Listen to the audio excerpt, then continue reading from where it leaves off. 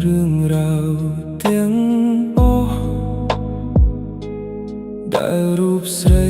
ស្រស់អូនបានស្ពត់ស្បាយអូនប្រាប់បងថាអូនមិនគេតកាយមិនចែកភ្លើស្នេហ៍រឿងយើងទាំងពីរហើយបងធ្វើយ៉ាងណាបើអូនក្បត់ចិត្តព្រោះរូបវមិនក្បត់ពាក្យសំដីបើគង់តែក្បត់